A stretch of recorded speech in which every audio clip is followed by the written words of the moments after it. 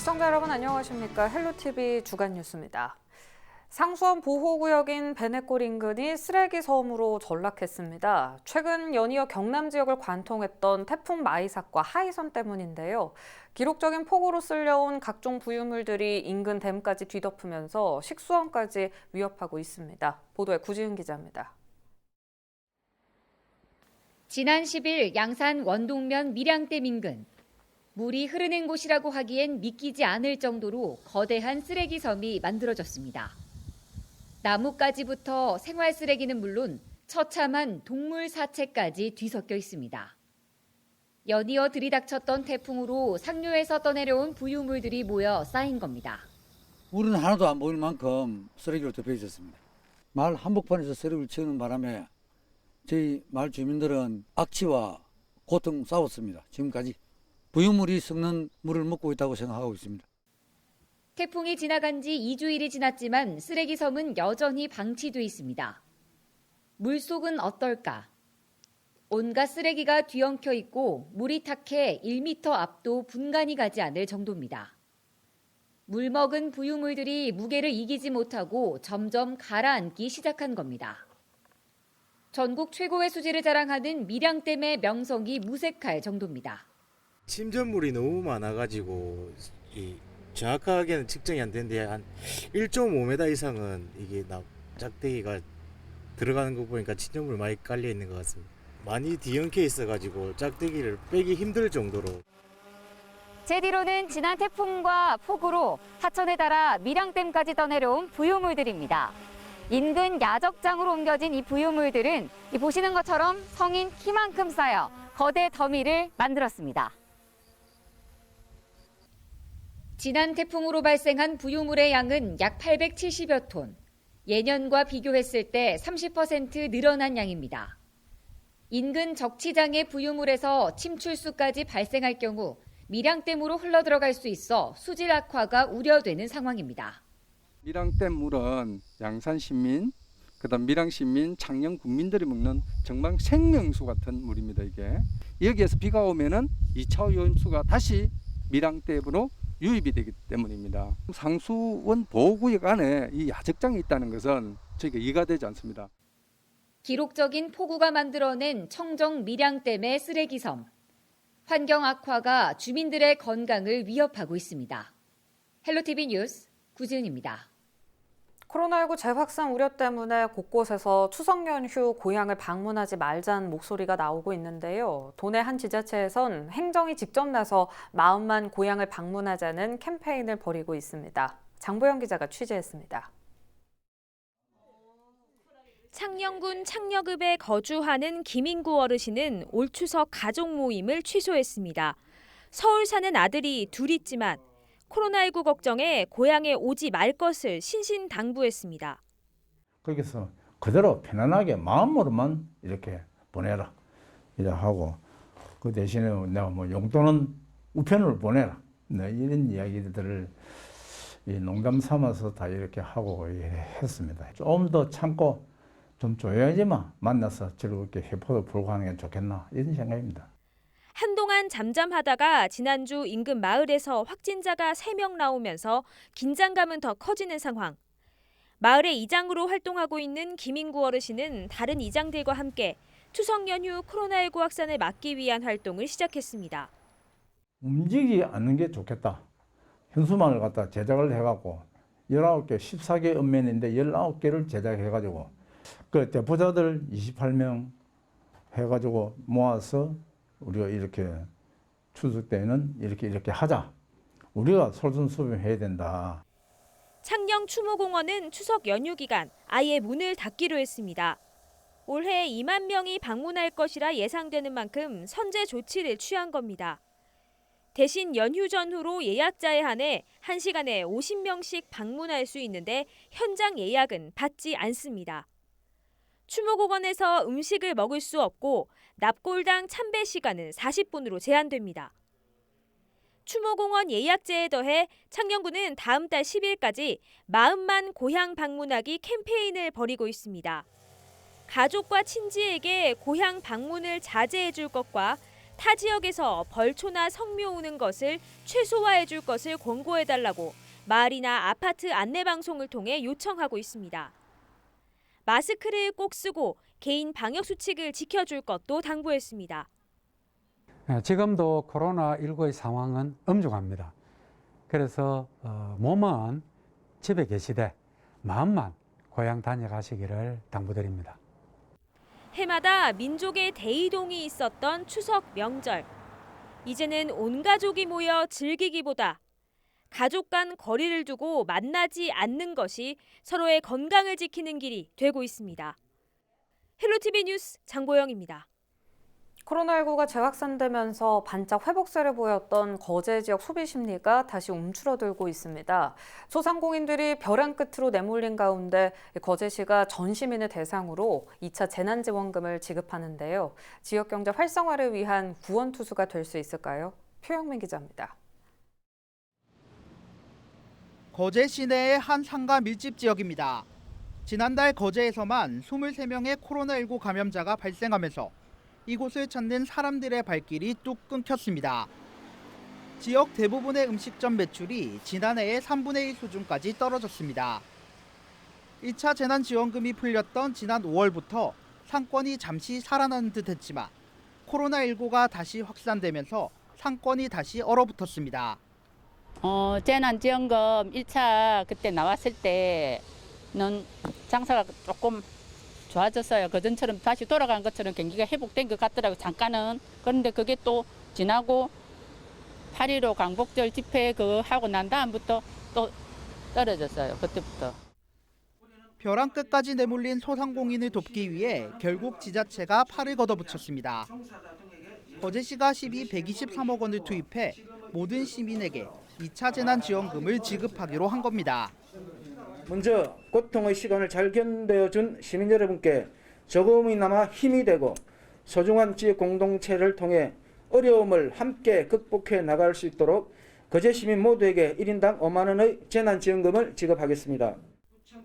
이에 따라 10월 말부터 거제 시민 24만 6천여 명에게 지역 선불 카드 형태로 1인당 5만 원씩의 재난지원금이 지급됩니다.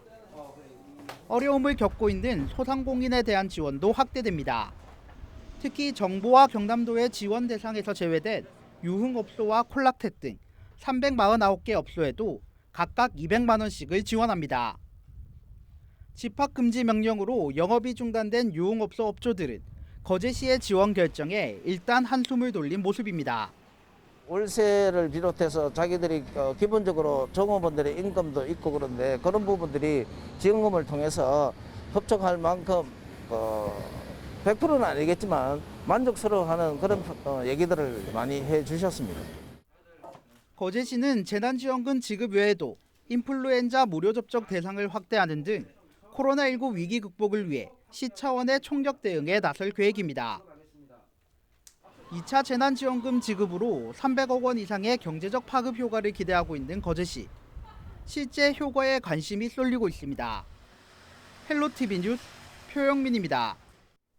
코로나19로 우리 생활에 많은 것들이 바뀌었습니다. 그중 하나가 바로 택배나 배달 음식 등으로 일회용품의 사용이 크게 늘었다는 겁니다.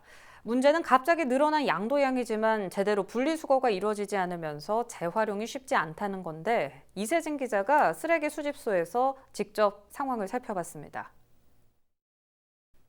쉴 새 없이 쓰레기가 들어옵니다. 쓰레기 산더미 위에 쓰레기가 또 쌓입니다. 종류도 모양도 제각각입니다. 이렇게 모인 쓰레기는 선별장으로 향합니다. 컨베이어 벨트를 따라서 선별장으로 올라가 보겠습니다. 작업자들이 현재 지금 재활용 쓰레기를 선별하고 있는데요. 선별장 안으로 들어오자마자 많은 쓰레기들이 눈에 띕니다. 끝이 없습니다. 모두 쓰레기입니다. 페트병과 플라스틱 용기, 유리병에 비닐봉지까지 한데 뒤섞여 있습니다. 이 안에서 재활용할 수 있는 것만 찾아야 합니다. 기계로 작업할 수 없어 손으로 하나씩 골라냅니다. 선별 작업에 참여해봤습니다. 페트병만 집어 처리장으로 보내는 통로에 넣어야 하는데 쓰레기를 가만히 보고 있는 것조차 쉽지 않습니다. 손은 허공만 휘두르고 빠른 속도의 속까지 울렁거립니다. 뭘 찾아야 될지 모르겠어. 와, 이분들 어떻게 이렇게 잘하는 거지? 토할 것 같은데? 작업이 어려운 이유는 또 있습니다. 이렇게 음식물이 들어있는 용기는 또 따로 걸러내야 합니다. 분리수거를 제대로 하지 않은 탓에 여러 번 손을 거쳐야 합니다. 음식물이라든지 이런 음식 찌꺼기 쉽게 말해서 그런 게 있으면 작업하는데 상당히 에러점이 많거든요. 왜냐하면 냄새를 건너고 그 처리하는데 그 내용물을 버린 다음에 그걸 또 다시 또 재활용을 선별을 해야 되다 보니까. 분리수거의 중요성은 다른 곳에서도 알 수 있습니다. 명절이 가까워지면서 스티로폼 쓰레기는 3배나 더 늘었습니다. 늘어난 양도 문제지만 제대로 배출한 게 거의 없다는 게 더 큰 문제인데요. 이렇게 상자에 붙어있는 테이프는 떼고 버려야 하지만 그대로 둔 채 버리는 경우가 많아 사람이 손으로 일일이 떼야 합니다. 이곳 수집소에 들어오는 쓰레기는 하루 평균 25톤. 폐기할 쓰레기를 걸러내면 80% 정도만 재활용할 수 있습니다.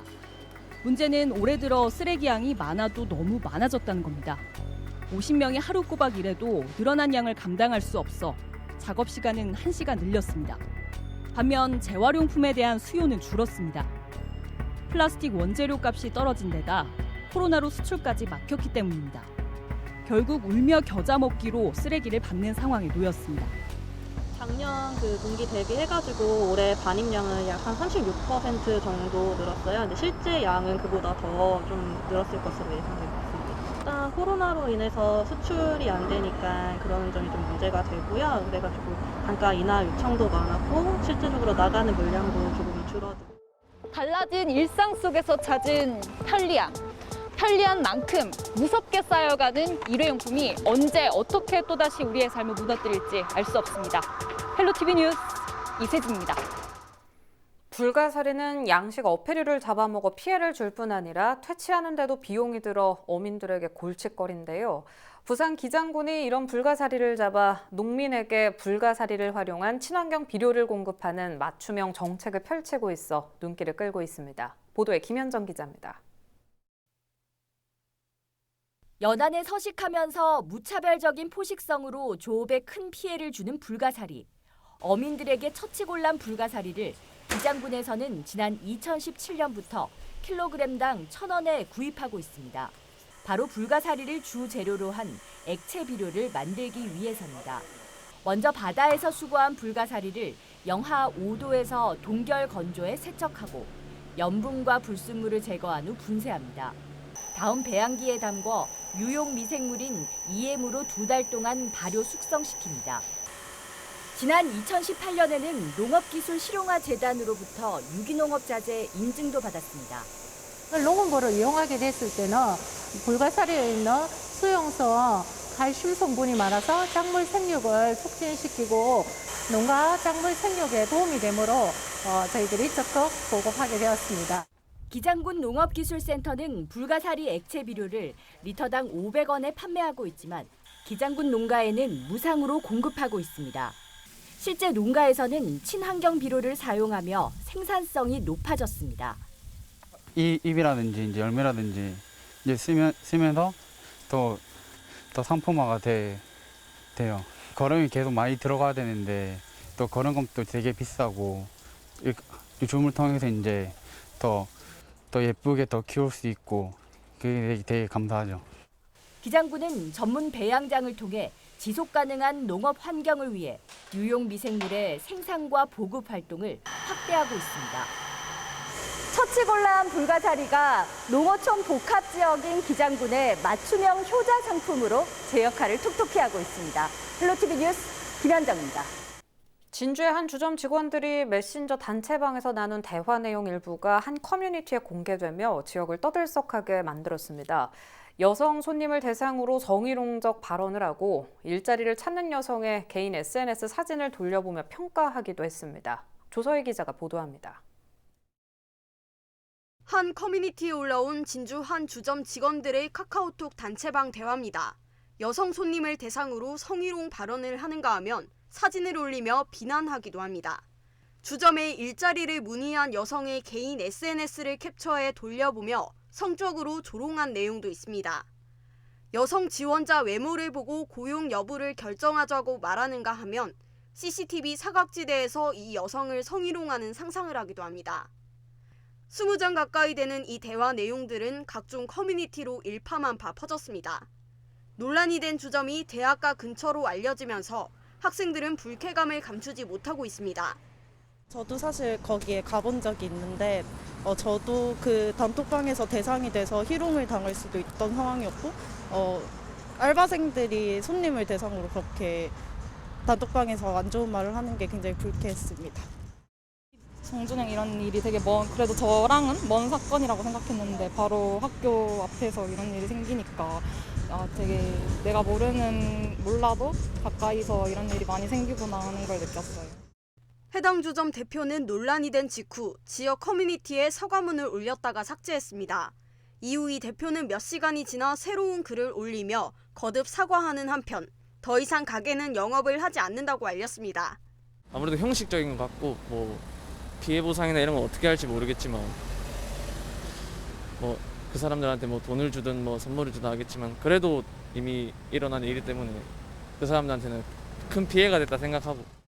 해당 단톡방에 있었던 인원은 14명. 그중 1명이 대화 내용을 지인에게 보여주면서 커뮤니티로 유출된 것으로 추정되는 가운데 논란은 계속되고 있습니다. SCS 조사입니다.